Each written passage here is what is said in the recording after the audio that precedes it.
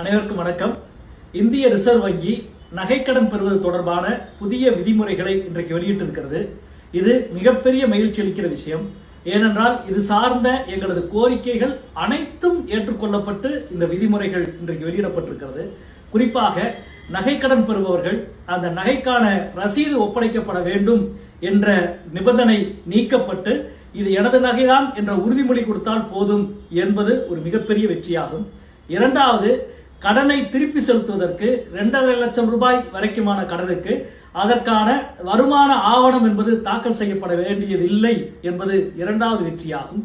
மூன்றாவது, மிக மிக முக்கியமாக ரெனிவல், ஏற்கனவே கடன் பெற்றிருந்தவர்கள் அந்த மொத்த தொகையும் செலுத்திவிட்டுத்தான் திருப்பி அந்த கடனை நீட்டிக்க முடியும் என்பது நீக்கப்பட்டு அவருக்கான வட்டி பாக்கி செலுத்தினால் போதும்.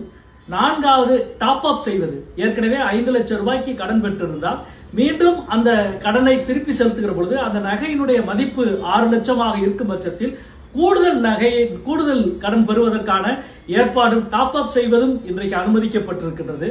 அடுத்து ஐந்தாவது, மிக முக்கியமாக ஏற்கனவே நாங்கள் தெரிவித்திருந்தோம், வங்கி வெளியிடுகிற தங்க நாணயத்திற்கு மட்டும்தான் கடன் என்பது நீக்கப்பட்டு தங்க நாணயம் முறையாக உறுதிப்படுத்தப்பட்டிருந்தால் அது எந்த நாணயமாக யார் வெளியிட்டு இருந்தாலும் அதற்கும் கடன் கொடுக்கப்படும் என்பது இன்றைக்கு சேர்க்கப்பட்டிருக்கிறது. அதே போல மிக முக்கியமாக கடனை திருப்பி செலுத்திவிட்டால் 7 நாளுக்குள் நகையை திருப்பி செலுத்தினால் போதும் என்பது நீக்கப்பட்டு அன்றைக்கே நகையை திருப்பி செலுத்த வேண்டும். அப்படி திருப்பி செலுத்த தவறினால் ஒவ்வொரு நாளுக்கும் 5000 ரூபாய் அபராதம் என்பதும், அது மட்டுமல்ல அந்த கடன்தாரர் நீதிமன்றத்தை நாடினாலும் அவருக்கான அந்த உரிமை நிலைநிறுத்தப்பட்டிருக்கிறது. இவை எல்லாவற்றையும் விட மிக மிக முக்கியமானது, கடன் பத்திரங்கள் இதுவரை ஆங்கிலத்தில் மட்டும்தான் இருந்தது.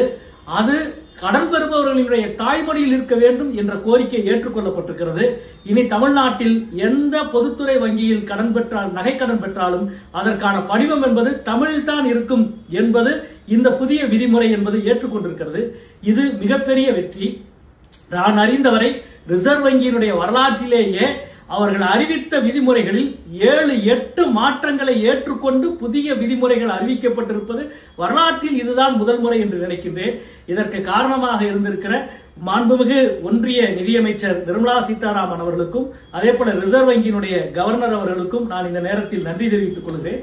அதே போல இந்த பிரச்சனைக்காக குரல் கொடுத்த மாண்புமிகு தமிழக முதல்வர் அவர்களுக்கும் தமிழ்நாட்டினுடைய அனைத்து அரசியல் கட்சிகளுக்கும் இதற்காக களத்திலே போராட்டங்களை கண்ட அனைத்து இயக்கங்களுக்கும் இந்த நேரத்தில் என்னுடைய அன்பான நன்றியை தெரிவித்துக் கொள்கின்றேன். நன்றி, வணக்கம்.